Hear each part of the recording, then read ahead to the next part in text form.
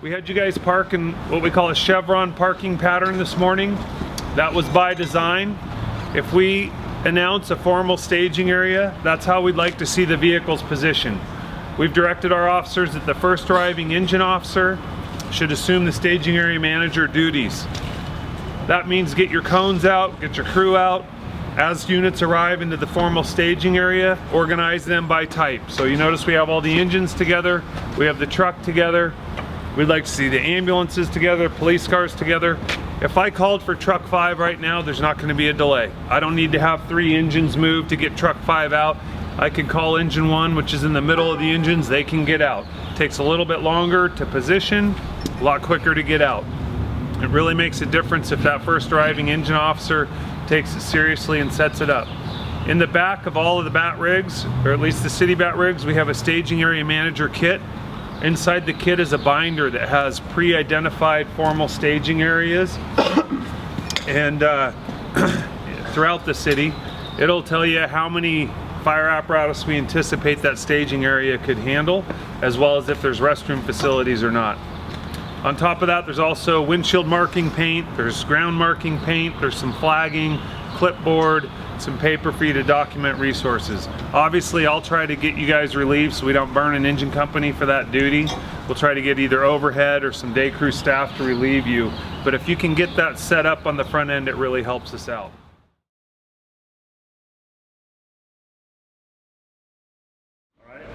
So you got phase 1 and phase 2 on an elevator. You get your keys out of the Knox box, get the elevator key, and phase 1 is either automatic or it's manual.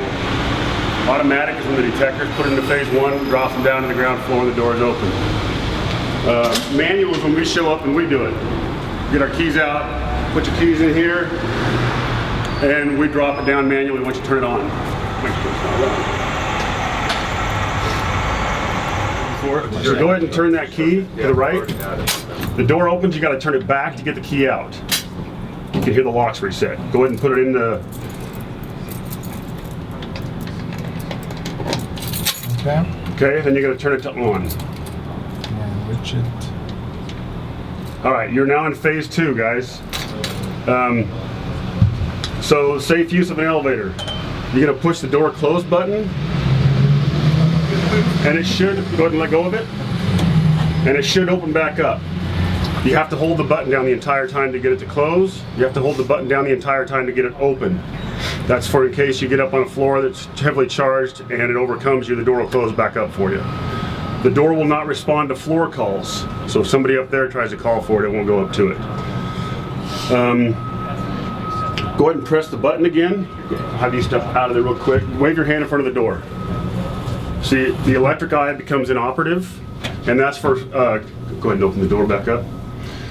The reason it deactivates the electric eye is so that if smoke comes rushing in, it'll still close for you. That makes sense for everybody? Yeah. Okay. If you touch it, will it open up, or no, it'll be able to just keep closing? Actually, that's a good question. Go ahead and try that. Push it closed and see if he can push it back open. So it'll just stop. Okay. Oh, okay. Yeah. It's not going to take your arm off. Right. Yeah. It's not going to crush you. It's not like the movies. Never go above 2 floors below the fire. So if on investigation, when we don't know exactly where the fire is at, you have to go to your lowest level of alarm, right? So that's the safe use. If you have to exit, make sure you hit the emergency stop button, which is right here on this one. So go ahead and take that out of phase 2. Okay. Pull the keys out. All right, real quick on shunt trip. Anybody have any questions on the safe use, of checking it for safe use? Or putting it into phase 2? Another quick thing, and Aaron will cover it over there with stack effect stuff. If you have a bank of elevators, and this is great too if you guys want to just go practice somewhere in your district and you don't want to tie up the whole bank of elevators, you can put it in phase 1 out there, go into one of the cars, put it in phase 2, or excuse me, put it to hold, pull the key out and go out there and put it back into normal operation. And this car, just that one car is available for you, and the other cars will still be available for the public to use. I know that's a big concern why a lot of people don't have practice with this.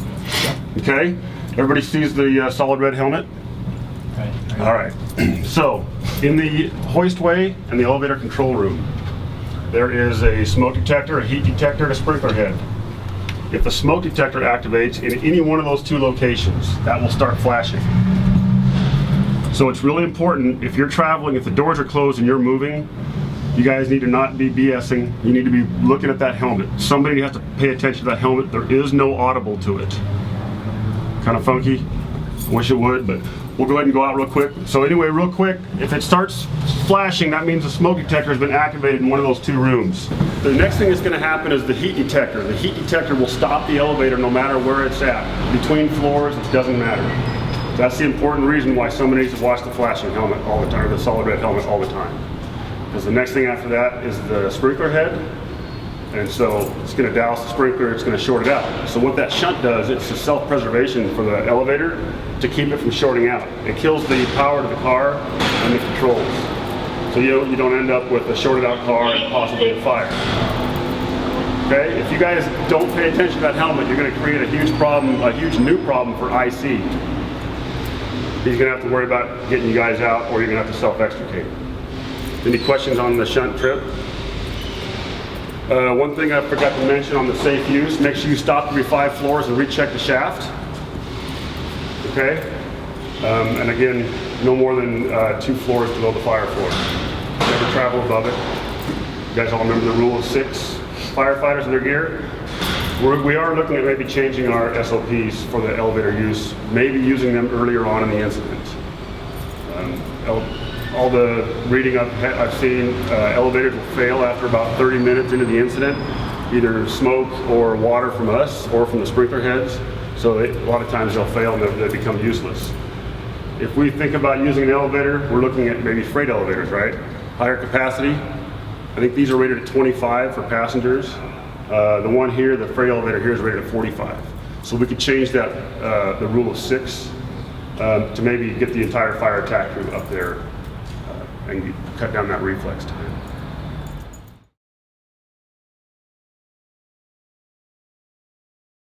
So as far as the lobby goes, this is a priority. We've got to get control of the elevators, and you got to report to command. You got elevator control, phase 1.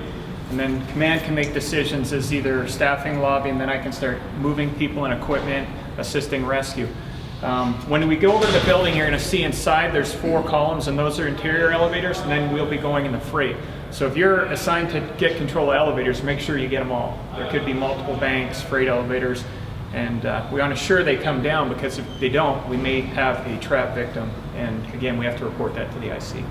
Fire Command Center. This building is fairly unique because it's one of only 2 downtown that has an exterior of the building. The rest of them you'll find them inside the lobby. So your first order of business is to find this box, right? Downtown, I don't know how it is in Meridian. They are not always easy to find on some of these buildings down here. They're on the back side of a post, they're 10 feet up in the air. So that's your first objective. Get out of your pump if you show up first in, which, by the way, could happen to anybody if you're down and dropping somebody off at the hospital.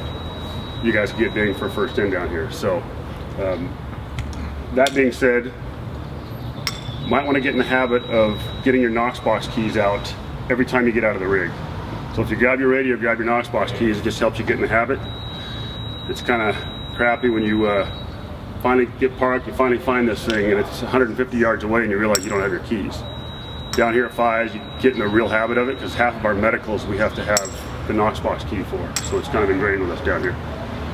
So you find this box, you get the keys out. We try to maintain 4 sets of keys. Not all the sets have all the keys. The elevator keys are really hard to come by, it seems like sometimes. So if you end up on fire attack and you're going up the stairs, don't take the only set that's got the only elevator key. We constantly try to work on telling them to get more keys. You can see how many buildings are down here. It's just a continual process of trying to stay on top of it. So another good reminder to make sure you go and walk through your buildings and check your keys. So you find this room, you park over here.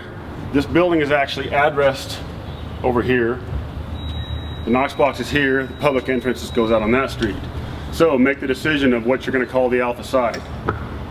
Let's say I know this box is here, I know I'm going to come here, but I know it's addressed over there. Make sure you identify that to set up the incident well.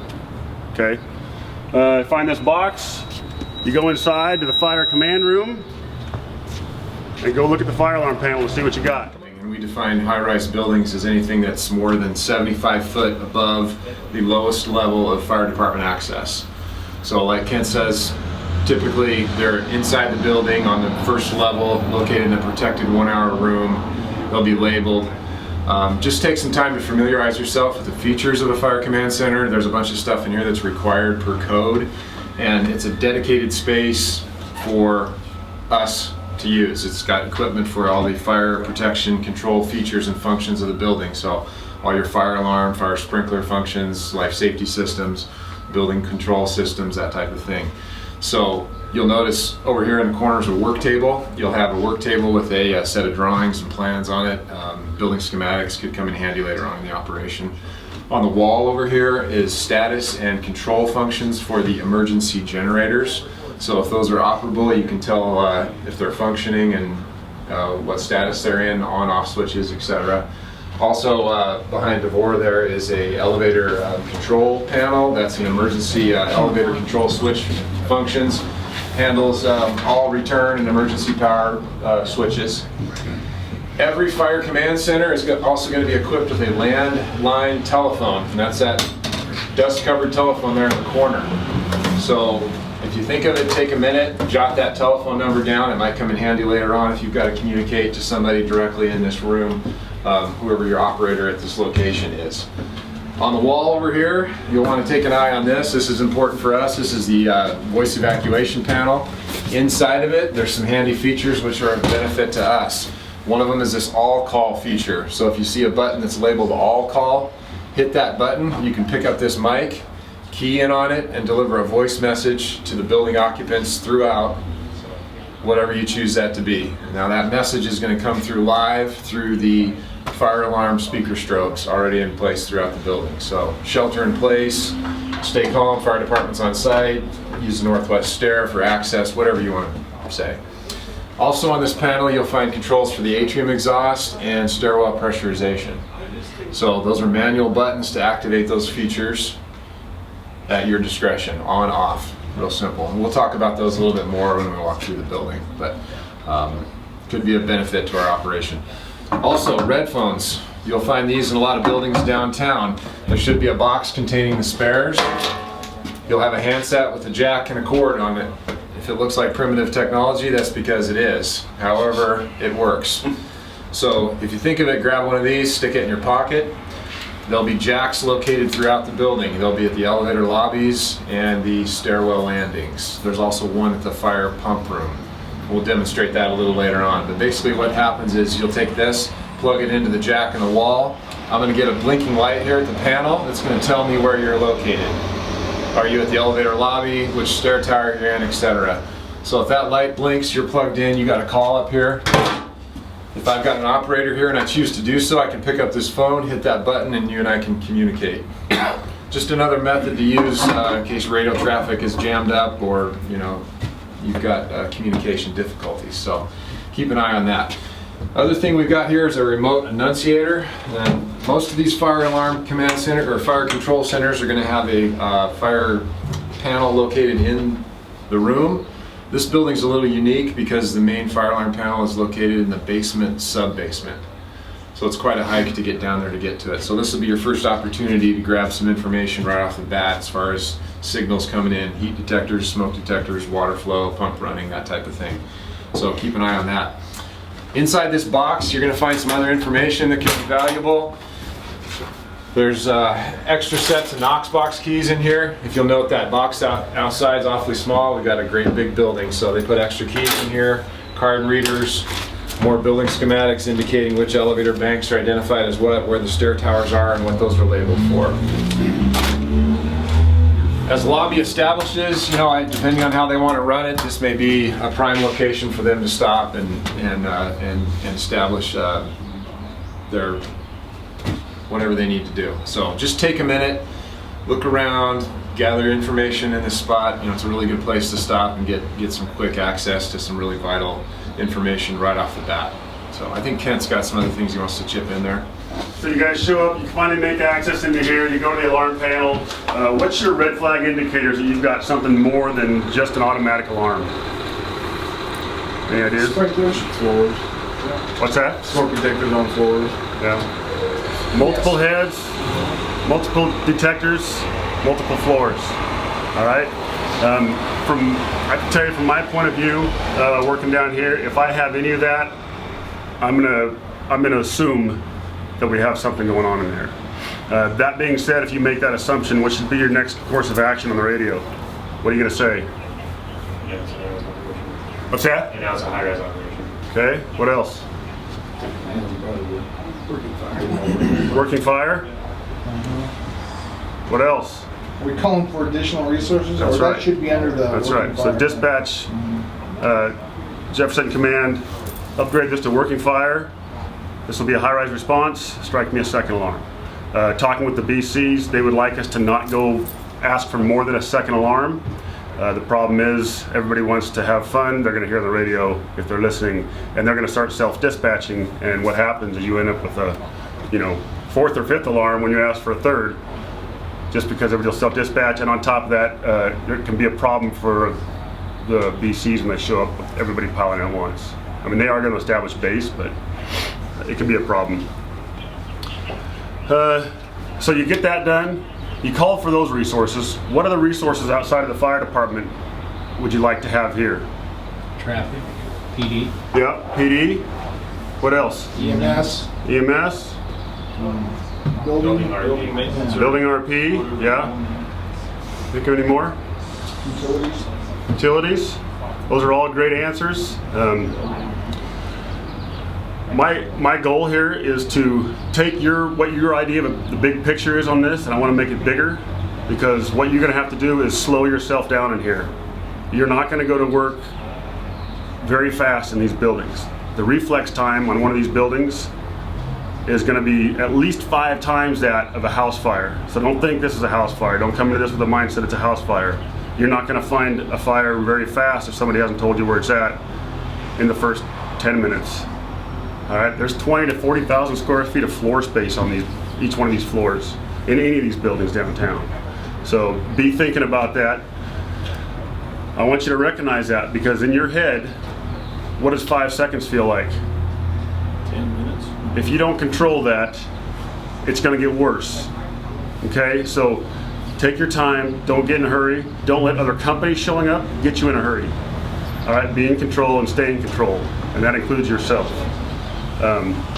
So yeah, you get a building RP, probably your most important asset to have show up on these buildings. They're pretty good down here. They show up pretty timely, even off hours. So as soon as you get him here, you're going to want elevator technicians, sprinkler technicians, fire alarm technicians. A lot of times they have people working for them, and they have two-way radios. If you had something like that and they're able to tell you exactly where the fire is out, you just cut that recon time down more than half. If it's after hours, it probably won't be the case. There may or may not be employees in some of these buildings. So the building RP will be able to get elevator for you, sprinkler tech, because they usually have their own under contract and on call, so they have all the numbers. Once you get that building RP here, you're not going to be able to stay with him when you're done in this room. You tell him to stay in this room, somebody will be here shortly for him, and tell him to get those resources coming that he has control of. And might want to tell him when he talks to him to bring more than one person for each trade. They're probably going to need that. PD, you asked for PD. Are you just going to say send me PD, or what do you want PD to do? specify which roads you need blocked off Yeah. and traffic control, or if you need evacuation, they can assist with, I guess, exposure buildings, depending on. Absolutely. What we have. So be thinking about traffic control. Do you just want one street around the whole building closed off, or do you want another block back closed off? I'm thinking another block back because it helps command when BC when they show up. It starts giving them some base areas. All right. Be specific with PD. We know what PD is going to do if they show up without any direction.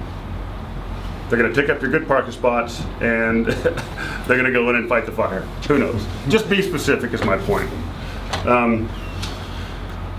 If there's no building RP, you're going to have to call for those tradesmen yourself, the elevator techs, sprinkler, all those guys, okay? Utilities, a lot of these buildings actually have the power vaults in their basements. Great way to, great person to have around too. Gas company, all those. Captain France here, he used to install these systems. So he's a great resource. We're actually looking at maybe getting him on the page when we get an incident downtown, because he'd be a great person for lobby to have. Compared to the other buildings we've done this class in, you're going to see that there's challenges that we didn't have in the other one. And both the Barnes Tower and the business building, Micron business building, I could stand in an area and pretty much see 90% of what I needed to do. The FDC's on the other side of the building. Command post is in here. And this is where I'm probably going to come first, unless I get a report, hey, we have water supply issues, I got to start dealing with that. I can start managing the alarm panel. I want to start monitoring to see if there's additional alarms. Give that IC a little heads up on if we have activations on floors that we haven't already established divisions. As Forrest talked about, there is some HVAC control in here. It doesn't change the message we've always given you. We're not experts on HVAC. Don't start arbitrarily shutting systems down and turning them on. That's why we get that expert building systems guy. The phone over there would be beneficial because I'm going to bring my Adopt a Building, which is a pre-plan. It'll have the phone numbers for whoever's responsible for this building. Get those people here. I need an elevator. If an elevator expert, if it hasn't already been called, I'm going to get that guy en route. I'd request PD. I'm required for access into the building. I can't control this area. One is just putting someone on each entrance to control stack effects, so people aren't just leaving doors open or propping them open, and just controlling direction of travel and helping people get out. But this would be a great place. And as you see as we walk around, the fire pumps sub-basement, the riser sub-basement, the main alarm panel sub-basement, the elevators you'll see are right inside. I can actually step out and take a look and see where they're at. And as companies come in from base, they're probably going to be looking at me, say, hey, where exactly, what stairwell are we going to, what elevator? Those are things that you got to be proactively establishing, identifying. You're going to be told where the evacuation and the fire attack stairwell is, but I got to label it and direct crews to those areas. That red phone's invaluable. You know, we always know we go down subfloor or sub-basements and the radios don't work, they start bonking. I send my hostman down there, and when you see how many stairs it is and you're all your gear, you're going to want to have some way to communicate, so that red phone's invaluable. And they can just plug it in wherever they go. Hey, I'm over at the stairwell, or I'm at the fire pump, this is what's going on. I'm in the elevators, this is what's going on. So use those to your advantage. And again, as lobby, it's dynamic, it's changing. This is where I think would be a good place to start, but who knows, you might end up somewhere else. Get more resources. All right, Boise Plaza is a type 1 fire resistant building. Same type of construction that a majority of the high rises that we have downtown are made from. A couple different ways they do it. We won't get into that, but this one in particular has kind of a steel cage. So you have your H columns, beams, girders, that we call it red iron sometimes. That's just to protect the steel.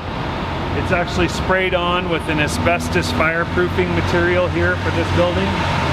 Notice that your internal columns are in line with your external columns. Between the internal columns, you see 7 panes of glass.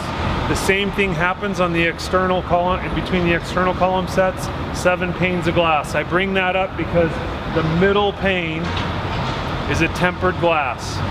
The 3 on either side of the middle pane is some type of lamb glass like Lexan. That's specifically for us to be able to utilize for either rescue or ventilation. Obviously with wind-driven fire concerns, as well as stack effect concerns we'll talk about a little bit later, any breaching of those windows needs to be strictly coordinated through command. In the lobby level, all of the ones in the base, the base of the windows are all tempered glass. When we walk up by there to go to the freight elevator, I'll point at the decal that's in the bottom corner. It's a big G for Guardian.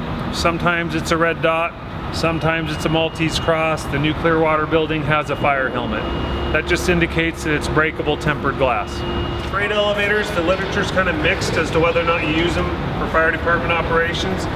Our position, as long as it has fireman functions, like this, it's actually a really good choice because again, instead of 2,500 pounds, it's 4,500 pound capacity. The framework that's around the top of the elevator, that's just the drop ceiling assembly.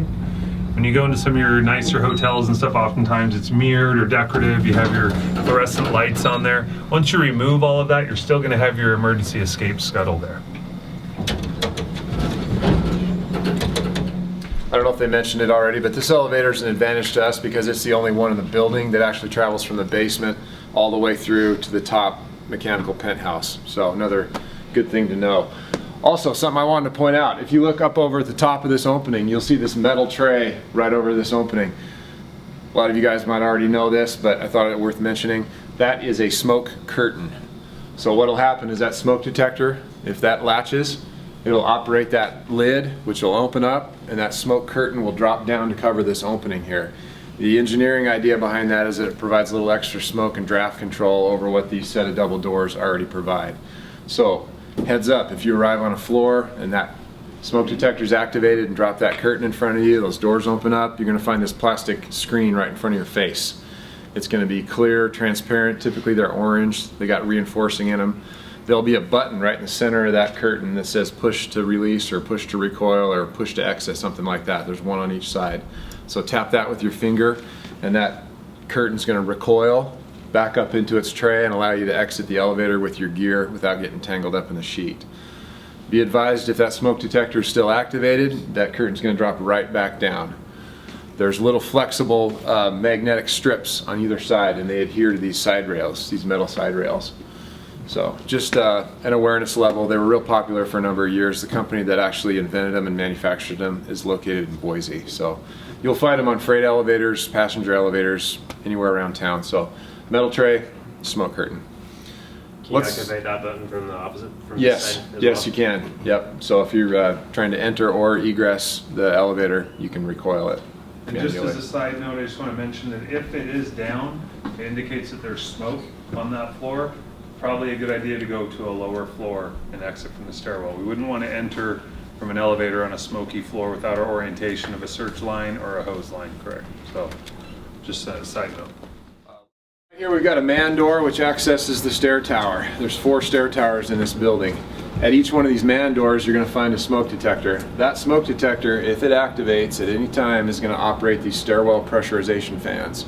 Now, those fans are located at the top of each stairway and they're going to provide a little bit of positive pressure inside these stairways.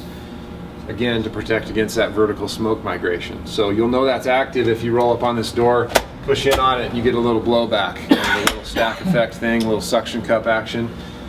Also, if you look at that smoke detector and you see that blinking red light is solid, you'll know that smoke detector is activated. So again, with a manual and automatic operation, you're going to hear this a lot, but you can activate those stairwell pressurization fans manually at the panel in the Fire Command Center. So we had some conversations early on, can't really figure out a drawback to doing that. Just be advised that you can control it at that location. You can turn it on ahead of smoke detection, or if it's a detriment to our operations for some reason, you can turn it off.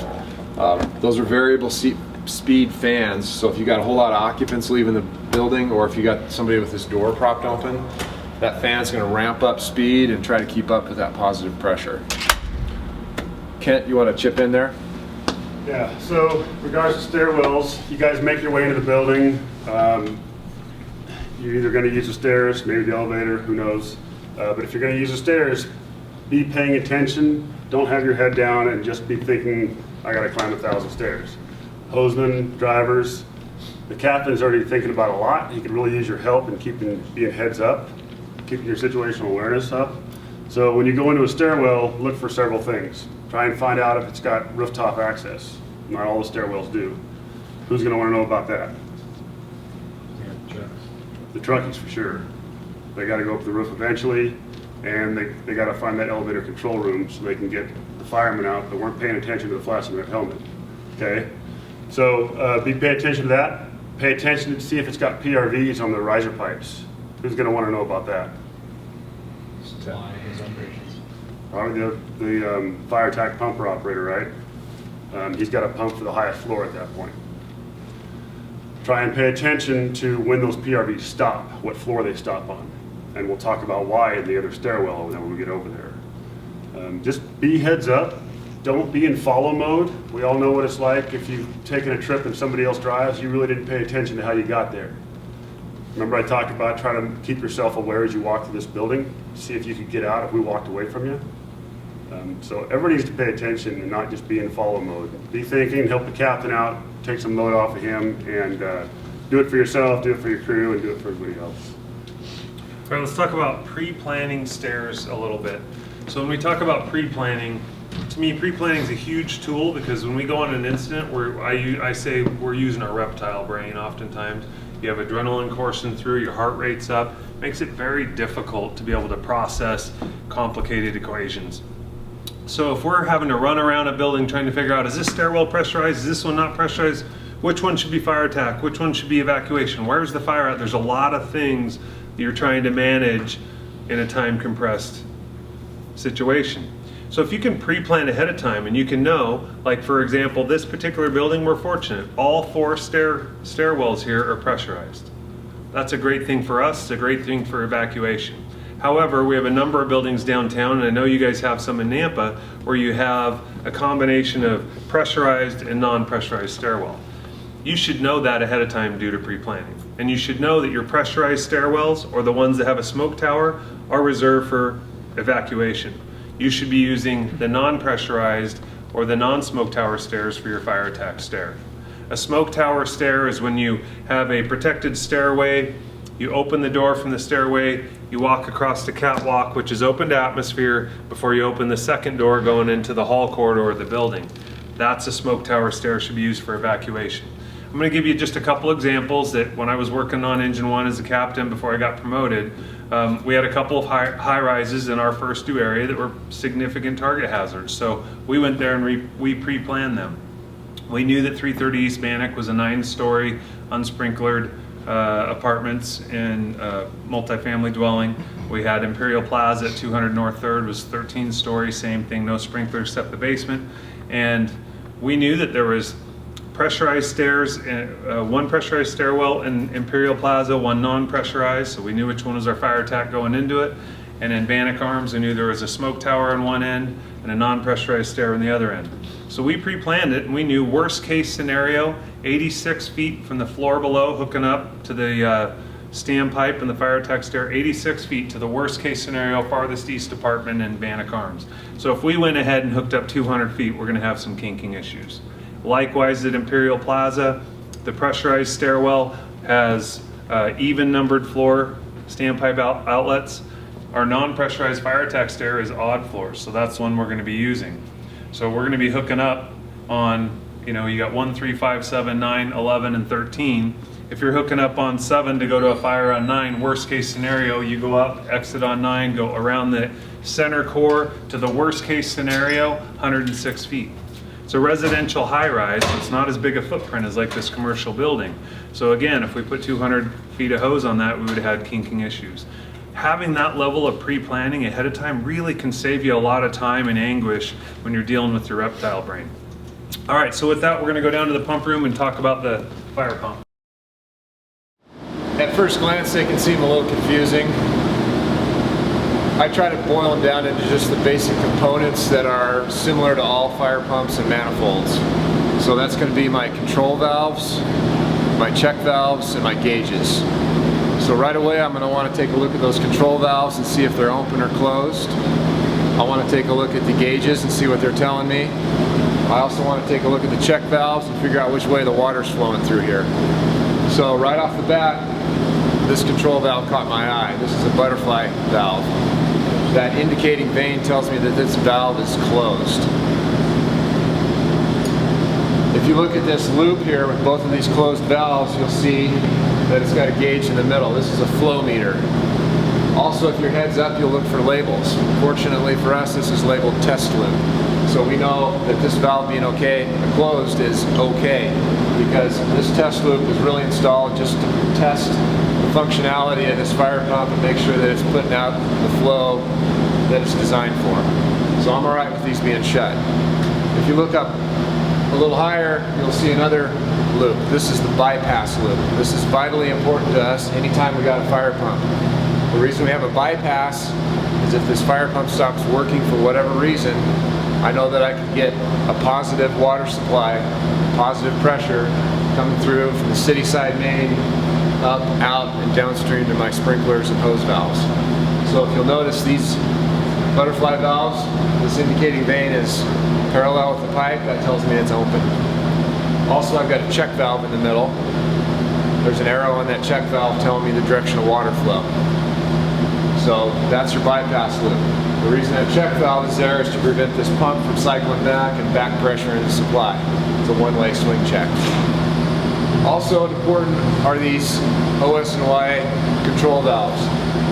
We know if that stem is extended on those OS and Ys, that valve is open. If either one of those is shut, the pump is not operable. Continuing looking at valves here, I noticed another butterfly valve on this side. This indicating vein tells me that it's shut. It's perpendicular to the pipe run.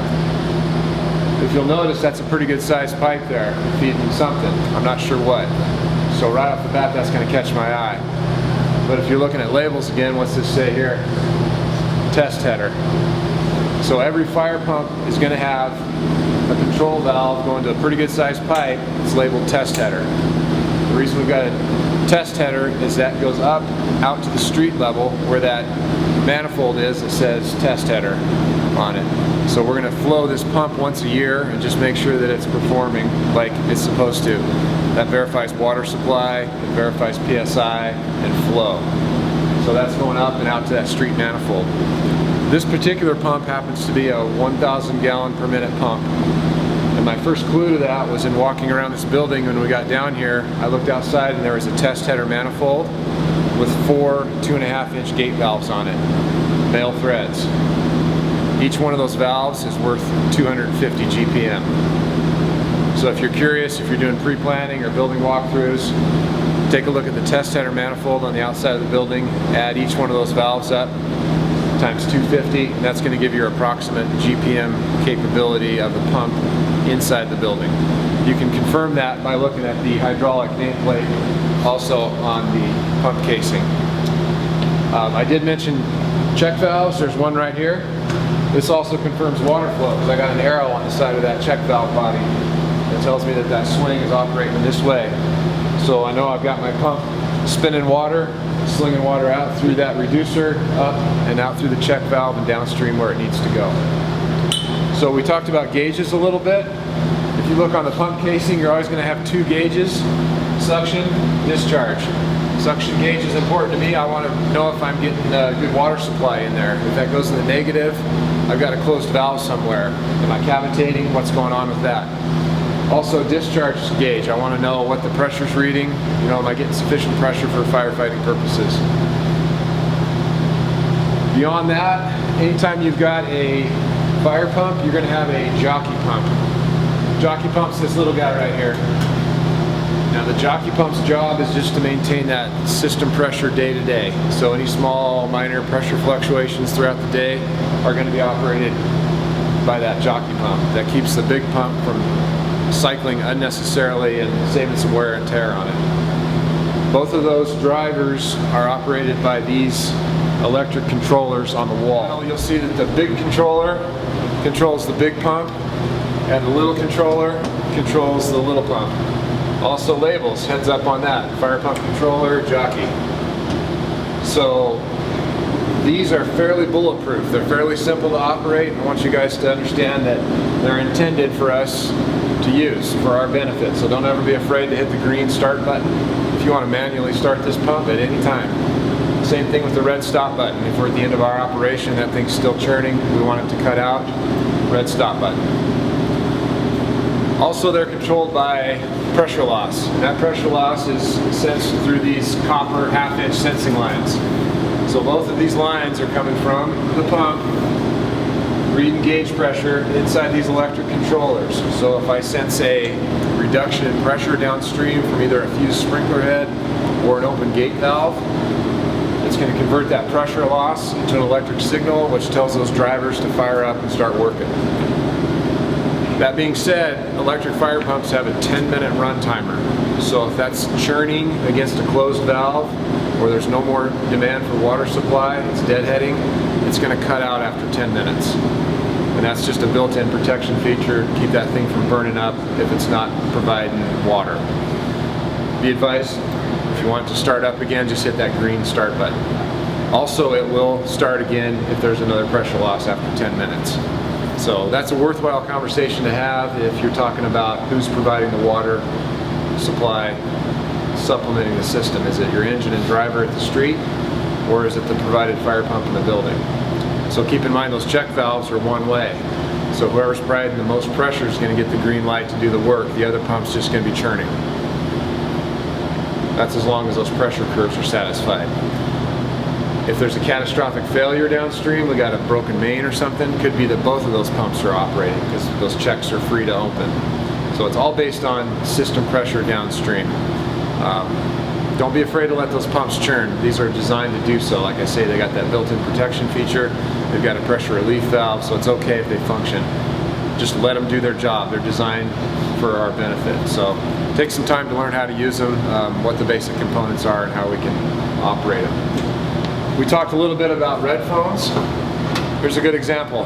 Got a red phone in your pocket, grab it. If you're having communication difficulty down in the sub-basement, you'll notice an emergency fire phone jack right here on the wall. Grab your red phone, plug in the jack. Now right now I've got a blinking light at that command center control panel that tells me I got somebody that wants to communicate.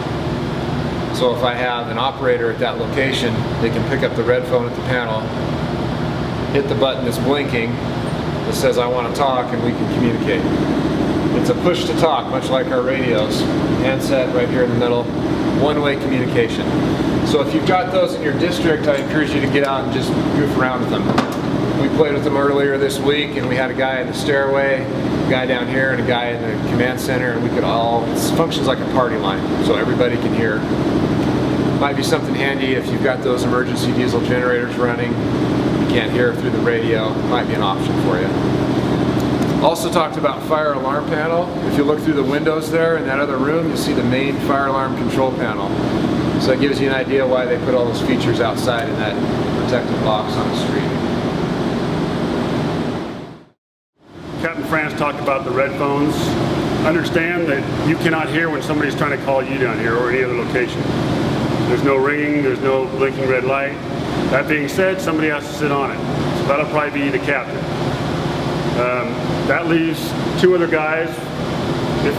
Assuming one of our guys ends up down here, one of our crews ends up down here when they go to lobby and they get sent down here. So who do you think should be the most qualified person to be able to come down here and use one of these systems pretty quickly? No matter what building, they don't all look like this. So who on your crew should be the one that's probably already pretty familiar with this? Probably the driver. They drive one of these things around every day. Just doesn't have any wheels on it. You can see the valves look a little bit different, and you can see the piping. Hosman as well, so hosman and driver. Don't make yourself experts at this. Get online, there's tons of stuff. Go make yourself better, okay? So that being said, Captain France mentioned the test header. You'll see when we get in the other stairwell, there could be some potential problems if your FDC out on the street is blocked or damaged or unusable. We still got to get water to the system, right? One of our go-tos, we'll show you in the stairwell, and another go-to that we're looking at is maybe actually feeding the test header valves outside. The ones that you are always told, no, don't ever hook up to those. So that being said, if you're an expert, you'd know exactly how to make that happen down here. What has to be shut off, what valves have to be open, which ones have to be closed. All right, so just go educate yourself, guys. If you got sent down here, what tools do you think you're gonna maybe need after looking at this besides your full PPE, SCBA, forcible entry tools, flashlight, portable radio? You guys think of anything else you might need? Bolt cutters. We don't have that on our list, but we're thinking about putting it on the lobby list. I don't know I don't know the answer, but can anybody tell me what's going to break first, this chain or this cast iron handle if you're trying to use this, trying to break these with a Halligan? I don't know. But if I had a set of bolt cutters, I wouldn't have to find out. Captain Mitchell's going to talk about in the next room we go to. Something else that would be really beneficial is a CO detector or even a 4-gas monitor. We talked about having them on staging because of the stack effect. Well, the stack effect occurs everywhere in the building, and if somebody's going to be down here for that much time, I think it'd be a really good idea to have with you. So we're looking at changing that, to put that on to add that to our list of items to come down here or any other place in the building. So if I assign you down here to just address the fire pump and get some information, determine the flow, determine the intake and discharge. I need that discharge pressure because I'm going to be working with my driver, feeding the FDC. I may have him idle down and we'll just run off the fire pump. I need that information. Learn or just determine how to turn the fire pump on or off. It may be that I decide that we pump off our engine, know where you have to shut it off. Those are the simple basic things we need to address. And again, think how far down we've come and how far we are from that command center. Like I said, from a lobby's perspective, I would still choose to be out there because I don't know how my radio is going to communicate. And I would, you have your alarm panel here, the fire pump, but I would be more apt to send someone down here and get me the information. Now, if we have a water supply issue, it may change things. But again, the challenges that this building presents are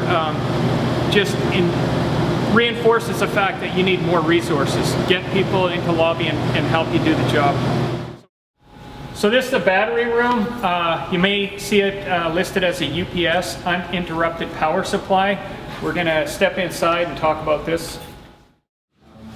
So the reason that we're seeing this room is because if power gets cut out, there's a little lag time between when, if you notice there's 2 big generators we walk by, there's a little bit of gap in the power supply, so this bridges that gap. So if you have a data center, anyone that has IT, you may see these. So it's not specific to high-rise. Just happens that there's a lot of data in this data collection, so they need this protection. But it could be any of your buildings. So real quickly, obviously the electrical shock hazard is always there. The batteries are full of sulfuric acid. They can overcharge and overheat. Start decomposing the sulfuric acid, you get sulfur oxides and hydrogen. So in just doing this class, there's probably been 3 or 4 different examples we've already heard of. I was on one at Micron where one of the batteries overheated. It didn't catch fire, there wasn't a gas problem, but you could easily walk into this room where you have a flammability hazard and a toxicity hazard as well. And if it's not ventilating, you obviously can see there's a vent over here. You may have a hydrogen moving up throughout the building. You guys, in Nampa, do you guys carry 4-gas monitors? Yes. So when you guys come in here and you're monitoring for the air, your CGI, your combustible gas indicator, will find that flammability of the hydrogen. Your carbon monoxide detector has a cross sensitivity to hydrogen, so it'll pick up as well. So if you start getting those readings, just assume that that's hydrogen in a battery room, which I would take as a hazmat and call the resources necessary. Now, if it's already on fire, you got a dry cam and a halon on the wall, and you can come in and mitigate it, but you still have the ongoing shock hazard, electrical hazard. My thought is I'm going to call an expert, and that's what we did at Micron. They just came and removed the battery. You'll be able to locate the battery with your thermal imager because it's going to be hot, pretty easy to identify. So if it was a hydrogen-rich environment and you chose to pop one of these breakers or fuses, what do you think you're going to have? You're going to have an arcing, you're going to light off that hydrogen. So the only reason we really brought this up is because it is becoming more common, and there's some significant hazards with it. Any questions? Is there a evacuation fan in here? Is that it up here? There is this, I can't tell you for sure how or exactly what they have built into this room. I have been told that this room is not a permanent room, apparently. Wasn't that what they're saying, Kent? They're gonna, it's gonna be removed at some point, so I'm guessing they didn't put a whole lot of investment into it, but, and I don't know the codes as to what is required. But just know if you have any vent, hydrogen's lighter than air, it's gonna start migrating through the building. Anytime I'm looking at one of these, I want to know my directional water flow, so I'm going to keep an eye on those arrows on those valve bodies. I want to take a look at these valves and see what position they're in, what systems they serve. I'm looking for clues like signage, maybe zone controls. I'm looking at gauges. If you're looking for which system's active, take a look at those gauges. That's a good place to start. If there's one that's vibrating or lost pressure compared to the rest of them, good chances are that's your active water flow. Another thing, they've taken the liberty to paint these valves. You'll see red, blue, green. Those correspond with a map on the wall over here that shows which zones they control. So just kind of heighten your awareness about these and build in some efficiencies to how we operate with them. If you're looking to shut a zone down or isolate, say, the 3rd floor, don't drop the whole building just because you've got to drain one floor. Also looking at these riser stacks, you'll notice this one here in the middle is quite a bit different than the rest of them. This is a great big deluge valve. It's got a whole lot of trim and so forth on it. That's going to serve a computer room, data center, server area, somewhere where water application is going to be detrimental to the operation. So they want to make darn sure there's a fire in there before this valve opens up and releases water. So just cross-check that with wherever your water flow or report of your problem is. Notice that the risers on either side of that are quite simple. They've just got a main control, a drain, and a flow switch. So those are just your bread and butter wet systems. This one here is going to a computer room or somewhere that's a sensitive area. Also, if I'm looking for arrows on check valves, I'm noticing that my supplies come in this direction. Exactly, so I've got a great big backflow preventer and check valve down here with an arrow going this way. Well, if I'm paying attention, I'll also notice that I've got another check valve here going the opposite way. So it can appear a little confusing. Where do you think this is coming from or going to? FDC. FDC, right. So this is us on the street supplying through the FDC, supplementing water to whichever system needs it the most. So keep an eye on those one-way check valves. Signage is really important. You know, if you don't look at the color coding, maybe check out the signage, Lower Plaza South. This valve here at the end, this OS and Y, we talked about those, and that stem being open, that means that valve's open. This is a critical valve. May not look like it, but if you read the sign, it says fire pump supply. So if this valve is closed, we've just put the good night on the fire pump. So something to be aware of. Captain Jones talked about chains and locks a little bit. You'll see more of them here. Bolt cutters are fine if you've got them. If you don't, it might be just as fast to peek in that head box that's next to most of these risers, that little square red box that has the spare heads in it. A lot of times sprinkler fitters will shove extra keys and Allen wrenches and so forth inside those boxes. So it might just be as fast to watch to open one of those and get your key. Okay, we're going to talk about pressure reducing valves or pressure reducing devices.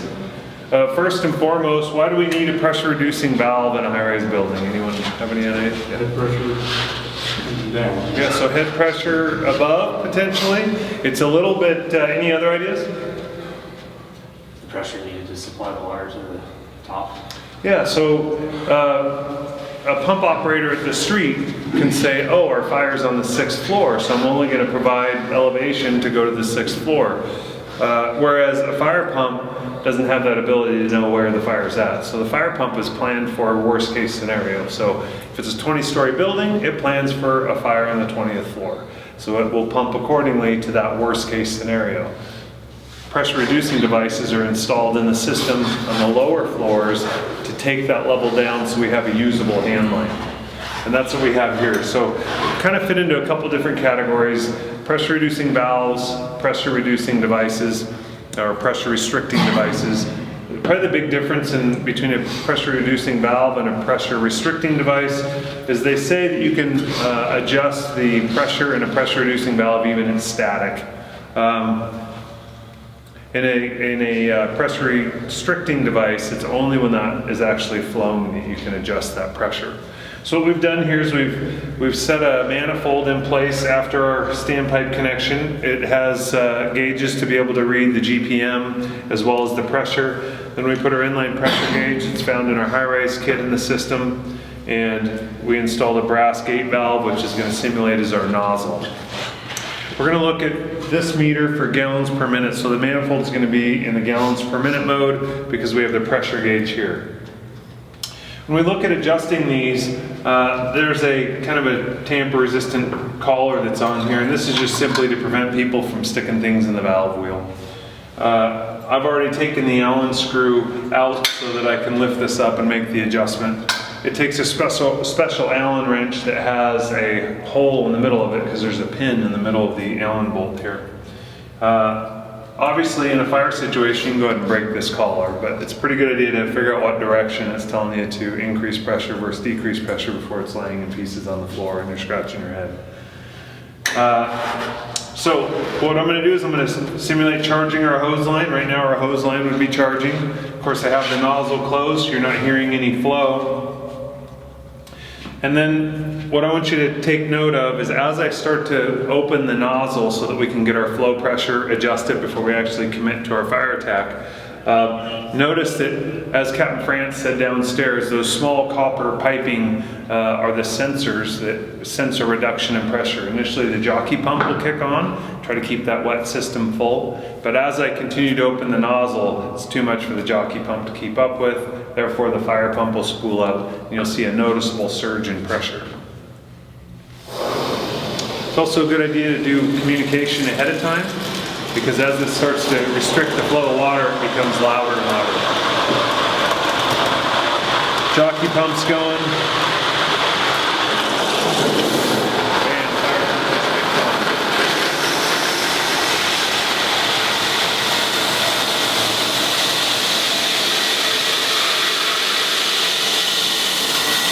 So as you can see, our communications are impacted a little bit by it. We're a little high on pressure. We got about 90 PSI. Really, we should have about 75 PSI for a 200-foot stretch. So I'm going to show you how to adjust this down a little bit. Put your adjusting rod in.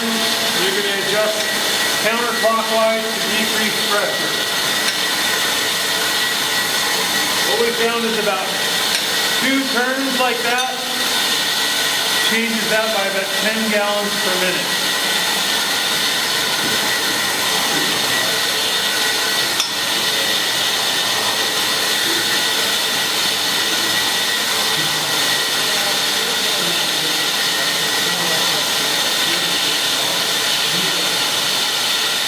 So that's taking us down to our 75 PSI. We're flowing 250 gallons per minute. A little bit less than we have in the past.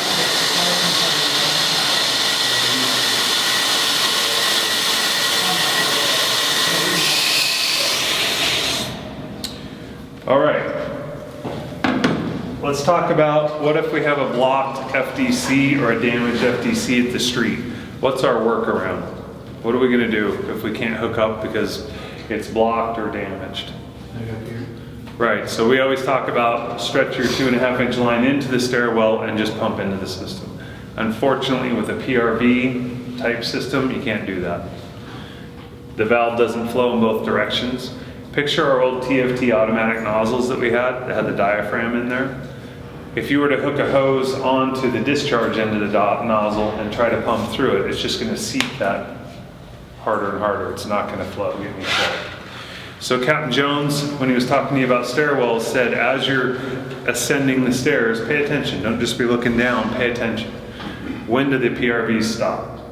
5th, 6th floor? Instead of having to go 15 floors with our hose, we potentially could make that connection at 6. Because remember, the PRVs are just installed to take lower in the building, to take that pressure down to a usable level lower in the building. As you get higher, there's not a need for a PRV in the system. I forgot to mention, how do you know if you have a PRV in your system?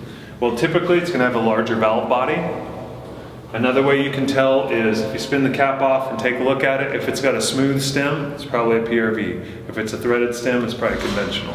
The third way you can tell is you'll have an express drain. That's what we've hooked our jumper hose into here today so that we can drain it. These are supposed to be tested every 3 years. Where we've had problems like One Meridian Plaza, they're not always tested every 3 years like they're supposed to be. Those weren't tested. They were installed either incorrectly or they were gated down too much so they weren't getting the pressure they needed. This one here is what we call a field adjustable PRV because it takes special tools, but we can actually adjust it in the field. Fireground adjustable is more like a pressure restricting valve where it's maybe got a little mechanical, just an arm that prevents you from opening the valve all the way, right? And then there's non-field adjustable ones, as in the case of One Meridian Plaza. Sometimes it's the valve is just constructed that it's actually printed it's supposed to be on floor 1. This one's supposed to be on floor 2, floor 3, and so on and so forth. If the valve that's supposed to be on floor 1 is installed on floor 6, you can see where there's going to be a problem.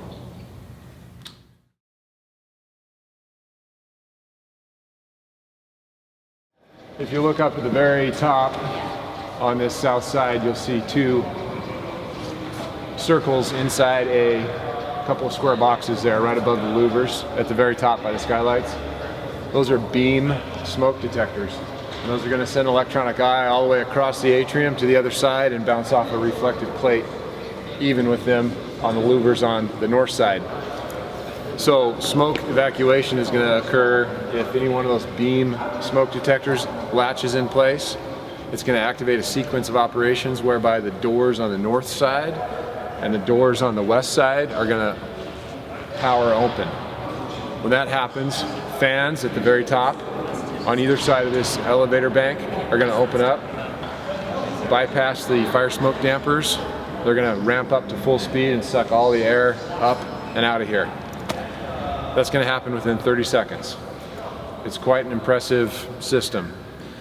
You wouldn't think it's a lot of air movement, but they measured it at the time of acceptance testing and it was about 45,000 cubic feet per minute coming out of here. So again, back to that manual and automatic operation. That can happen automatically with activation of the beam detectors or manually if you're instructed to do so and you feel it's a benefit at the command center, pushing that smoke atrium exhaust button. So just a feature to be aware of. Okay, let's talk about stack effect a little bit. So stack effect is a naturally occurring phenomenon that we find in high-rise buildings, and it's based upon the temperature gradient between the inside and the outside of a building. Also, buoyancy between hot and cold gases has a lot to do with it. So in the wintertime, we deal with what we call a normal stack effect, which means a positive current going from the bottom to the top inside the building. So if you picture in the wintertime, if you open exterior doors and you have air that's colder than the ambient air inside the building, that colder, more dense air settles, comes into the bottom of the building, thus displacing the existing air, causing an updraft, or known as normal stack effect. The opposite occurs in the summertime when you have hot air go in that rises, it displaces from the top down, thus causing a reverse stack effect. So you might arrive on scene to find smoke at the plaza level or out in the street and you're thinking you might have a basement fire, when in effect it may be reverse stack effect from an upper floor actually pushing smoke down to the lobby level. How can we control stack effect? One way we can control stack effect is by keeping the exterior doors closed, potentially posting PD officers there assigned to lobby to control those access points. Another thing that we can do is the elevators we're not actively using, take them up to floor 2, put them in the hold position like Captain Jones taught you. That serves as kind of a plug for that elevator shaft. One other thing to be aware of when it comes to elevator usage, elevators kind of act as a piston. So it could potentially push gas and smoke to other areas of the building, which can set off elevator lobby smoke detectors. Just a good thing to keep in mind when you're doing your investigation. Certainly we have to investigate those additional trips, but it may be what's going on there as opposed to fire spread. It may be that piston effect that causes that. Pretty good example to be able to remember the stack effect for me is when I think of an extreme case. An extreme case occurred in 1993 with the first World Trade Center event. The bombing in 1993, 110-story building, 1,300 vertical feet. That happened in January in New York City, which is obviously very cold. So you got a tall building, very cold. You're set for extremes. Truck bomb goes off in the basement, creates a big opening in the bottom of the building. Cold January air rushes into the building, causes the normal stack effect to be very prevalent, which sends smoke to the top of the building where it starts to mushroom down. The media, with the best of intentions, told people to break their windows out in the upper floors so that they could breathe. That just exacerbated the problem, and the entire building was filled with smoke within about 10 minutes.